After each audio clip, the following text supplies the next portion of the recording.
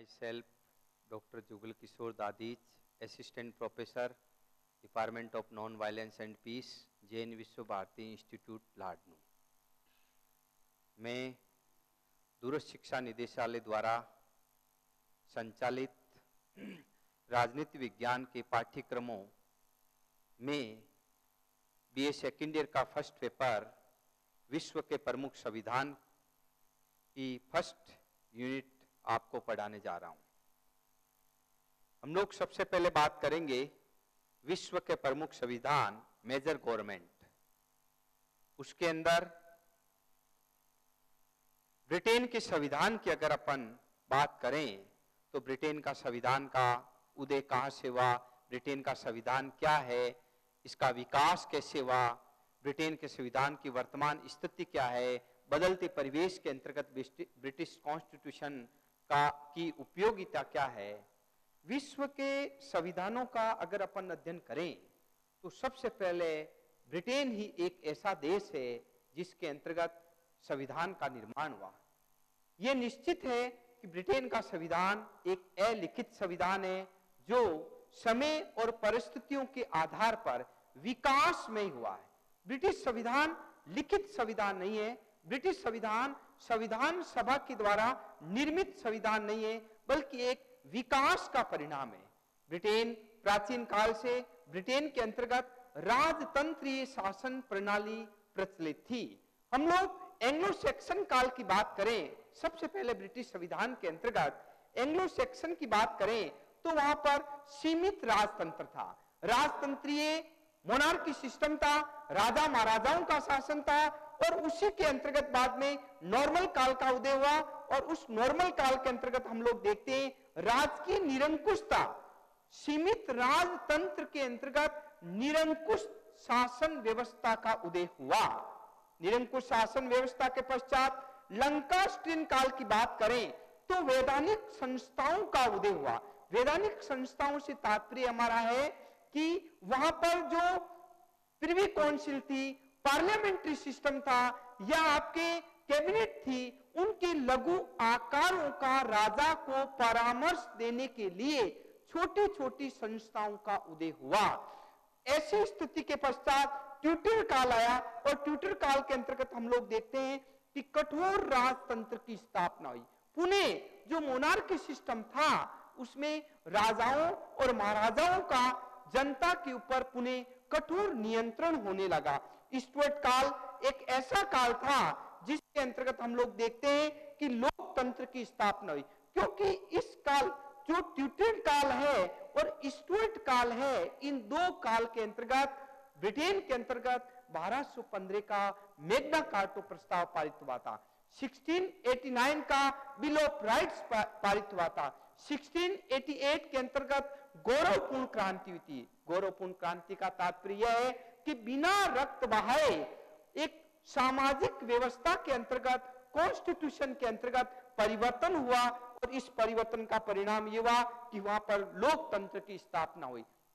लोकतंत्रीय शासन व्यवस्था के पश्चात हम लोग देखते हैं हनोवर काल आया और हनोवर काल के अंतर्गत संसदीय जनतंत्र की स्थापना हुई। मेरा यहां संसदीय जनतंत्र का तात्पर्य यह है कि वहां पर संसद की सर्वोच्चता स्थापित हो गई और संसद जो है, पार्लियामेंट है, वो वहां पर सब कुछ निर्णय करने लगी। तो ऐसी स्थिति के अंतर्गत ब्रिटेन के संसदीय इतिहास को, जो संविधान का विकास है, उसको हम 6 भागों के अंतर्गत बांटते हैं और उसके पश्चात हम लोग देखते हैं कि ब्रिटिश संविधान के मूल स्रोत क्या है। सोर्सेज ऑफ कॉन्स्टिट्यूशन की अगर अपन बात करें तो वहां पर हम लोग देखते हैं समय काल परिस्थितियों के अनुसार अधिकार पत्र है, संसदीय अधिनियम है, न्यायिक निर्णय है, सामान्य विधि है, टीकाएं हैं, प्रथाएं हैं, रीति रिवाज है, परंपराएं, इन सब के माध्यम से ब्रिटेन का संविधान का विकास हुआ। ब्रिटिश संविधान विकास के अंतर्गत मूल रूप से अगर अपन बात करें शताब्दी को लेकर के तो 9वीं शताब्दी के अंतर्गत वहां पर पूर्णतया राजतंत्रीय शासन प्रणाली का संचालन हो रहा था। 16वीं शताब्दी के अंतर्गत हम लोग देखते हैं संसद की स्थापना हो गई थी और 17वीं शताब्दी के अंतर्गत लोकतंत्र की स्थापना हो गई थी। तो ऐसी स्थिति के अंतर्गत हम लोग देखते हैं, ब्रिटिश कॉन्स्टिट्यूशन के बारे में देखते हैं, तो ब्रिटेन का संविधान विकास का परिणाम है, विकासमय संविधान है। धीरे धीरे धीरे धीरे इसने राजतंत्र से लोकतंत्र में परिवर्तित हुआ, और लोकतंत्र से आप लोग देखते हो संसद की संप्रभुता के अंतर्गत परिवर्तन हुआ। तो ऐसे विकास में संविधान का राजनीति विज्ञान के विद्यार्थियों के लिए अध्ययन करना अत्यंत आवश्यक है। इसीलिए कहा जाता है कि ब्रिटेन का संविधान एक प्रयोगशाला है, जिसके अंतर्गत समय समय पर परिवर्तन होते रहे, लेकिन संविधान के अंतर्गत जो मूल बात है, वहां के रीति रिवाज, परंपराएं, कानून टीकाएं, अधिकार पत्र आज भी हमारे लिए एक आदर्श उदाहरण प्रस्तुत करते हैं, प्रमाण के रूप में उपस्थित हैं। मैं ब्रिटेन के संविधान के बारे में कुछ बताना चाहूंगा। हम लोग जब ब्रिटिश कॉन्स्टिट्यूशन की बात करते हैं और इसके विकास की बात करें, तो आप लोग देखिए कि ब्रिटिश कॉन्स्टिट्यूशन के अंतर्गत ऐसी कौन सी जो है विशेषताएं हैं, ऐसे कौन से अभिन्न अंग है जिसके माध्यम से ब्रिटिश संविधान ने विश्व का नेतृत्व किया। सबसे पहले हम लोग देखते हैं, ब्रिटिश संविधान एक ऐसा संविधान है जो विश्व का मात्र अलिखित संविधान है। ब्रिटिश संविधान का कहीं पर भी लिखित दस्तावेज नहीं है। ब्रिटेन का संविधान कोई भी संविधान सभा के द्वारा निर्मित नहीं किया गया है। ब्रिटेन का संविधान के अंतर्गत संविधान सभा के द्वारा निर्मित नहीं किया गया। फिर भी आप लोग देखिए कि ब्रिटेन के संविधान के अंतर्गत कितने वहां पर विधि का शासन है, कानून का शासन है, और आज तक वहां पर रिव्यू ऑफ कॉन्स्टिट्यूशन, संविधान की पुनर्समीक्षा जैसी कोई बात नहीं आई है। तो ऐसी स्थिति में देखते हैं कि अलिखित होने के बावजूद भी ब्रिटेन के बारे में ये कहा जाता है कि विश्व का उसने नेतृत्व किया है, विश्व का वो मार्गदर्शक रहा है, और संपूर्ण विश्व पर राज करने वाला देश है तो वह है ब्रिटेन। तो ब्रिटेन का संविधान एक अलिखित संविधान है। नंबर 2 पर देखते हैं हम लोग ब्रिटिश संविधान के अंतर्गत एकात्मक शासन व्यवस्था। एकात्मक शासन व्यवस्था, एकात्मक शासन व्यवस्था से तात्पर्य है कि ब्रिटेन के अंतर्गत फेडरल सिस्टम नहीं है। संघात्मक शासन की अगर बात करें तो विश्व का आदर्श उदाहरण प्रस्तुत करता है अमेरिका। ब्रिटेन एक ऐसा देश है जहां पर एकात्मक शासन व्यवस्था है, और वहां ऊपर से नीचे तक शासन का स्वरूप है वो पिरामिड नुमा बना हुआ है, और ऊपर की जो इकाइयां हैं, ऊपर की जो सरकार है, वो निम्न स्तर पर आदेश और जारी करती है। नंबर 3 सबसे बड़ा पॉइंट आता है, वो आता है वहां पर विधि का शासन। ब्रिटेन विश्व के अंतर्गत एक ऐसा देश है जहां पर विधि का शासन है, संसद की सर्वोच्चता है, वहां पर विधि के अतिरिक्त कुछ नहीं। वहां पर सभी लोग, सामान्य व्यक्ति से लगाकर उच्च पद पर आसीन व्यक्ति, विधि के समक्ष सभी समान है। ऐसी स्थिति के अंतर्गत देखते हैं कि ब्रिटेन का संविधान एक ऐसा संविधान है जो अलिखित संविधान होने के बावजूद भी वहां पर विधि के शासन के द्वारा संचालित होता है। नंबर 4 पर आता है वहां पर लचीला संविधान। ब्रिटेन का संविधान एक लचीला संविधान है, कठोर संविधान नहीं है, क्योंकि ब्रिटेन का संविधान रीति रिवाज और परंपराओं के ऊपर आधारित है। ऐसी स्थिति के अंतर्गत ब्रिटेन के संविधान के अंतर्गत फ्लेक्सिबिलिटी है। ब्रिटेन के संविधान के अंतर्गत परिवर्तन किया जाता है। वहां पर रीति रिवाज और परंपराएं जो प्राचीन काल के अंतर्गत प्रचलित थी, वो आज भी वर्तमान के अंतर्गत भी वहां पर प्रचलित है। तो मेरा कहने का तात्पर्य है, संविधान के अंतर्गत समय के अनुसार परिवर्तन हुआ है, लेकिन परिस्थितियों के साथ में उन्होंने समझौता भी किया है। तो ब्रिटेन का संविधान एक लचीला संविधान है। नेक्स्ट सबसे बड़ा पॉइंट आता है ब्रिटेन के संविधान के अंतर्गत, वो आता है सिद्धांत और व्यवहार में अंतर। ये ब्रिटेन के संविधान की सबसे बड़ी विशेषता है, सिद्धांत और व्यवहार में अंतर। सिद्धांत और व्यवहार में अंतर क्या है?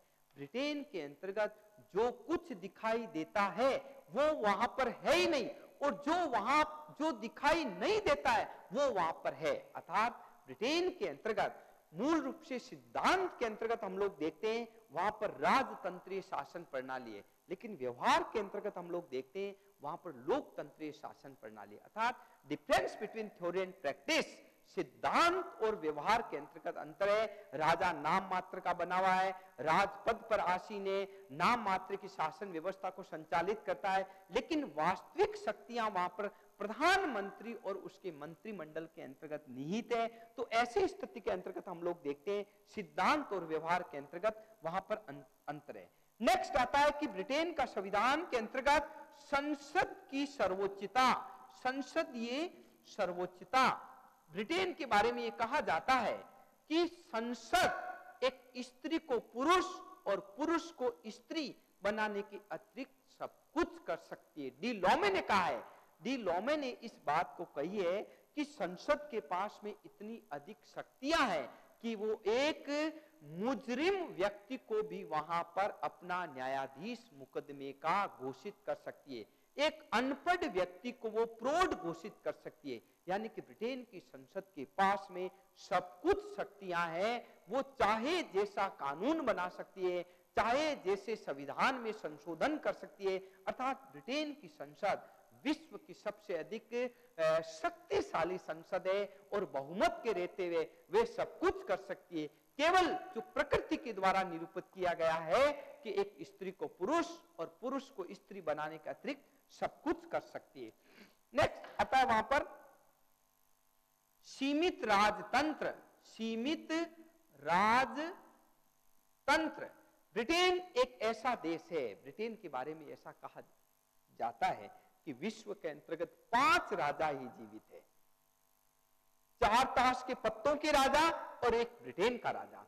कहा जहां कहीं विश्व के इतिहास का अगर अपन अध्ययन करें तो आज आप लोग देखिए कि विश्व के अंतर्गत मोनार्की सिस्टम धीरे धीरे समाप्त हो रहा है, राजा महाराजा का जो शासन था वो समाप्त हो रहा है और डेमोक्रेसी मॉडल, लोकतंत्रीय शासन प्रणाली का विकास हो रहा है। लेकिन ब्रिटेन एक ऐसा देश है जिसके बारे में ये कहा जाता है कि वहां के राजा और रानी जब महल बंकिम महल में आराम की नींद लेते हैं तो वहां की प्रजा बहुत अधिक खुश होती है कि हमारा राजा आराम से चैन से सो रहा है।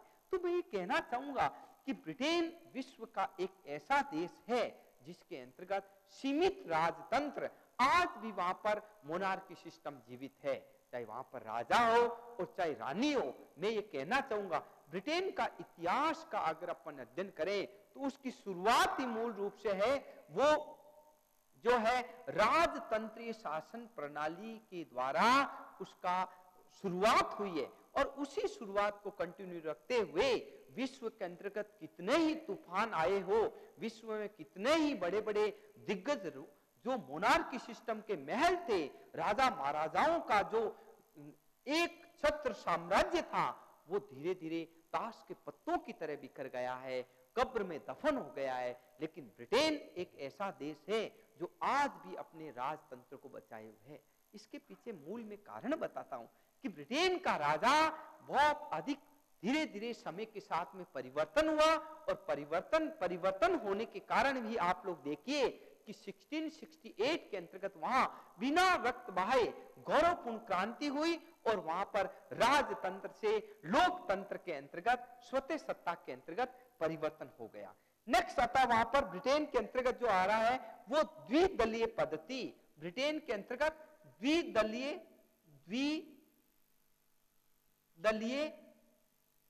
पद्धति।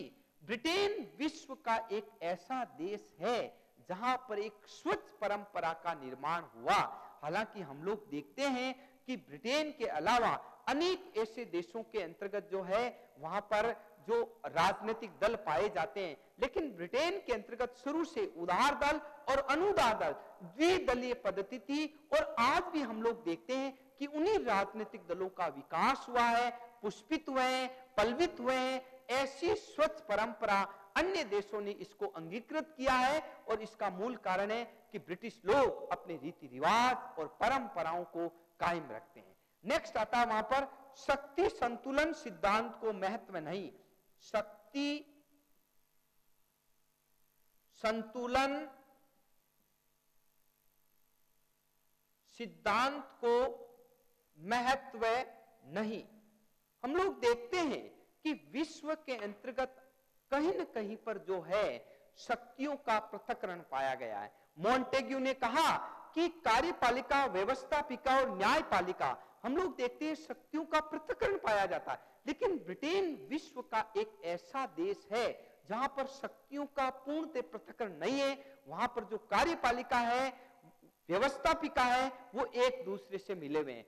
जहां न्यायपालिका की बात करते हैं वहां पर लॉर्ड चांसलर होता है, और लॉर्ड सभा जो दूसरे दर्जे का सदन है उसी के अंतर्गत, लॉर्ड सभा के अंतर्गत ही वहां का मुख्य जो न्यायाधीश है, सर्वोच्च न्यायालय, वो वहां पर कार्य करता है। तो ऐसी स्थिति के अंतर्गत हम लोग देखते हैं कि विश्व की शासन व्यवस्थाओं के अंतर्गत शक्तियों का जो पृथक्करण पाया जाता है, ब्रिटेन के अंतर्गत शक्तियों का पूर्णतः पृथक्करण नहीं है। ब्रिटिश शासन प्रणाली के अंतर्गत शक्तियां जो है अलग अलग नहीं होते हुए भी वहां पर लोगों को मौलिक अधिकार है, मानव अधिकार है, विधि का शासन है। तो ऐसी स्थिति के अंतर्गत यह संविधान शक्तियों का पृथक्करण नहीं होते हुए भी नागरिक अधिकारों की रक्षा करता है। नेक्स्ट आता है वहां पर ब्रिटेन के अंतर्गत जो है विकसित संविधान। विकसित संविधान, ब्रिटेन का संविधान एक ऐसा संविधान है जो दुनिया का विकसित संविधान है, विकासमय संविधान है। समय और परिस्थितियों के साथ में धीरे धीरे उसका विकास हुआ है, कोई संविधान सभा के द्वारा निरूपित नहीं हुआ। तो ऐसी स्थिति में हम लोग देखते हैं कि ब्रिटेन का संविधान एक ऐसा संविधान है जो विकसित संविधान है, धीरे धीरे निरूपित हुआ है और धीरे धीरे विकास में हुआ है, और एक आज दुनिया के सामने अपना आदर्श उदाहरण प्रस्तुत करता है। और ब्रिटेन की एक बात विशेषता और है कि ब्रिटिश संविधान को हम लोग मिश्रित संविधान भी कह सकते हैं। मिश्रित संविधान, मिश्रित संविधान से मेरा तात्पर्य है कि वहां पर राजा के रूप, राजतंत्र के रूप में राजा विद्यमान है, लोकतंत्र के रूप में आप लोग देखिए वहां पर कि जो है प्रधानमंत्री और मंत्रिमंडलीय शासन व्यवस्था है। यानी कि ब्रिटेन का संविधान राजतंत्र, लोकतंत्र और कुलीन तंत्र तीनों का समन्वय है। आप लोग देखिए लॉर्ड सभा के अंतर्गत राजवंश के राजकुमार है, राजा महाराजा है, और लोकतंत्रीय शासन व्यवस्था को सुरक्षित और सबलता प्रदान करने के लिए प्रधानमंत्री और मंत्रिमंडल है। तो ऐसी स्थिति के अंतर्गत हम लोग देखते हैं ब्रिटेन का संविधान एक विकसित संविधान है।